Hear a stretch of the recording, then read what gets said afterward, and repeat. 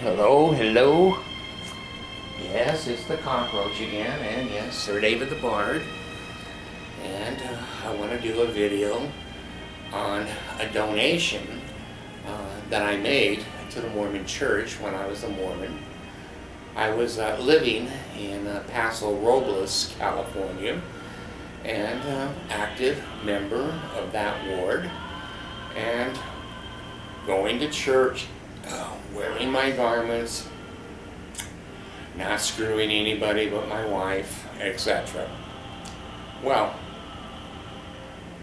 in those days, I was beginning to doubt and question the policies and the procedures, Alexis Stahl, of the Mormon Church.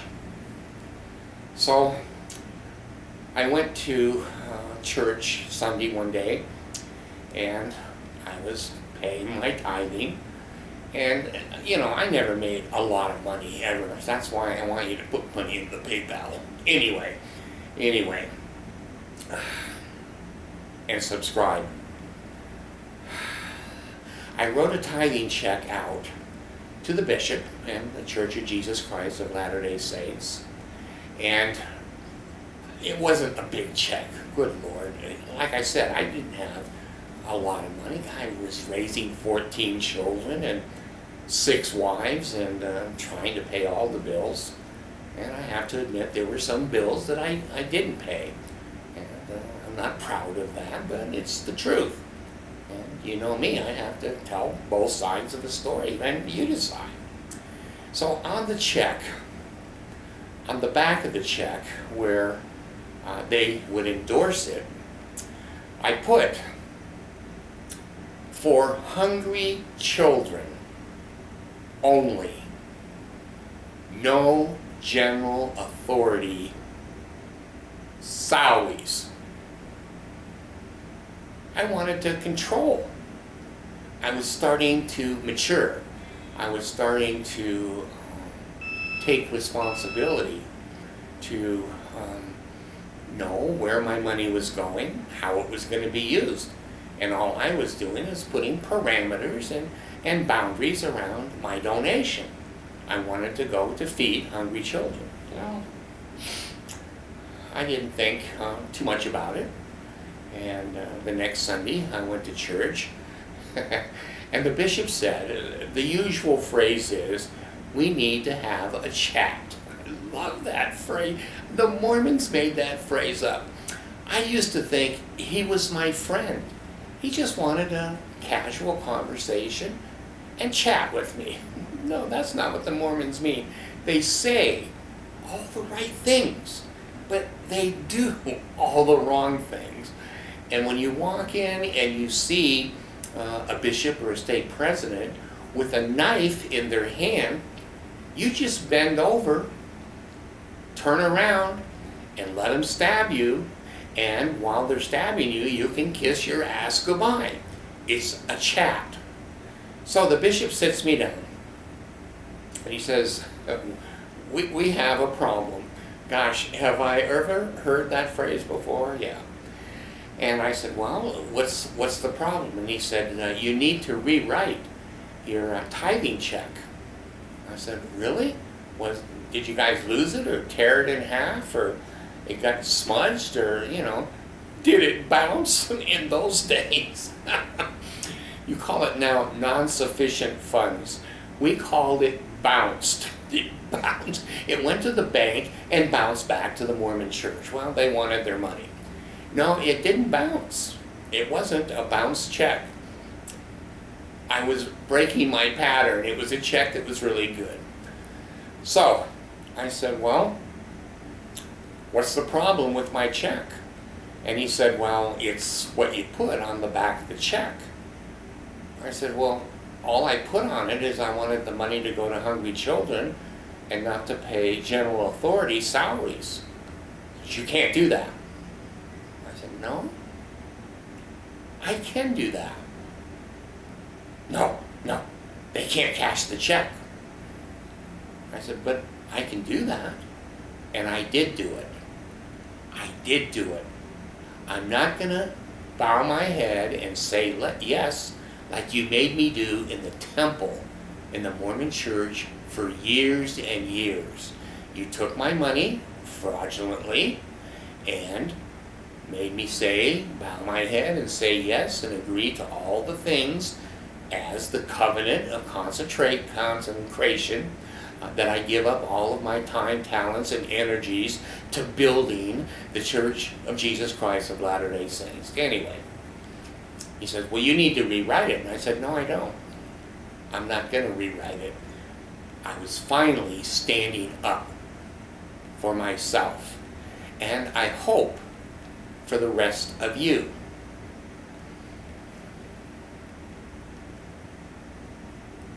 They wouldn't take that check. I took the check back from the bishop, and at that point, roughly around that point, I quit paying tithing.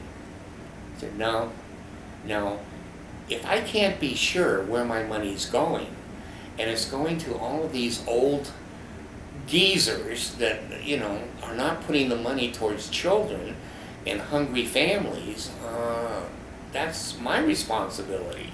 They're stealing the money, they're fraudulently taking the money, but I have to take some responsibility myself. It's my money. I earned it. I sweat and tears and broken fingers and whatever. I earned that money. I have a responsibility to see that it goes into the mouths of hungry people. I was never taught that by the Mormons. The Mormons always taught me, we know better. We know better. You just give that money. We don't tell you where it goes. We don't have to tell you where it goes. And it's not your money. They used to say that to us all the time. It's not your money. Well, whose money is it? It was in my paycheck. It's Jesus. Well, Jesus didn't come to get any. Yeah, but we're standing in for Jesus. It's our money. You don't have that money. 10% is your obligation to Jesus. Well, they convinced me for 58 years that they were Jesus. I really did want to give my money to Jesus because, according to the Sermon on the Mount, he fed the hungry. And he had principles of generosity and goodwill and honesty and integrity. Well, they didn't. The Mormon Church never has. They've lied, they've cheated, they've scammed, they have been dishonest, they've been hateful, they have been against women, having them in polygamy, they've been against the blacks, not letting them have the priesthood, and they've been against ERA, and they've been against gay rights, they've been against everything. So I kept my check. I should have put it on the wall as a token, a signed token and symbol, not a penalty, of my change, that I grew up. I matured. I used the brain that I was born with. I used the heart and the emotions that I was born with, and I took responsibility. From that point forward, I'm in charge of my own money. And when I went to the Philippines and I saw poor families and poor children, I gave them directly my money. I went to the Mormon church in Butuan City in Mindanao, and I didn't see them giving a penny to those poor, hungry people. I adopted two little girls from the Philippines, Abigail and Allison. They've really lit up my life. As a young father, I was a typical young father, inexperienced, crazy, doing, ridiculous things. I didn't know how to be a father. Abigail and Abby, I've been a much better father to, and I haven't had to work. I've been retired on disability, And I was able to be home all day. I was able to go to PTA. I was able to go to IEP meetings. I was able to help and support. They've turned out to be wonderful people. I spent my money on those children. They needed help in the Philippines. They were destined to a life of abject poverty. And poor little Allison, I've said this in one other video, she got typhoid fever when I was still here and she hadn't been adopted. And the people there, they had no money. They couldn't buy $8 of penicillin. That was way too much money. Well, I didn't pay the Mormon church. I paid the pharmacy in the Philippines to give that little girl medication. She survived, and I eventually adopted her. And she's grown up to be a wonderful young lady. She works in assisted care. She helps old people. She has a big heart, and she's very humanitarian. It was a good deal for me, for Allison, and the world. The Mormon church giving it in a six-figure income to old men that take the poor people's money. I didn't want my money mixed in there anymore. I'm in charge now of helping the poor. I donate. I give what I can. I'm not a philanthropist. Good Lord. You know, all I can buy are black shirts that have pockets on them to hold all my computers, and my insulin is $1 million a month to keep me alive. So I think we have to take responsibility, not organizations, not churches. There are certain good organizations that use our money for what they say they're going to use it for. The Senior Center and the Red Cross and other legitimate charities I'm willing to give money to.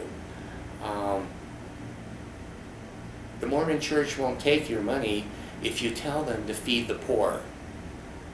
Isn't that interesting? Do you think Christ, with his Sermon on the Mount and giving fish and bread out free to hungry people, if one of those people said to Christ, "Here, take my fish, take my bread, and please give it to a poor child," Christ would say, "Oh no, me and the apostles, we're going to eat that bread. We're not going to give it to poor children." Here's the principle. All of my stories have a principle to them. The Mormon church will not give your money, tithing, they will not give your fast offerings to poor people. Now they'll throw them a couple of crumbs.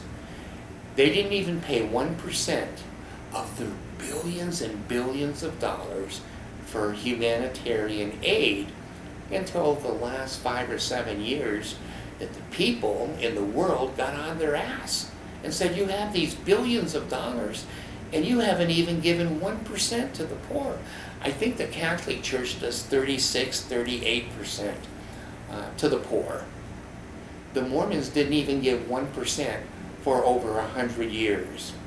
The last 7 or 8 years, they've broken down because of the IRS and because of the federal government and because of the internet. They don't do what's right because it's right.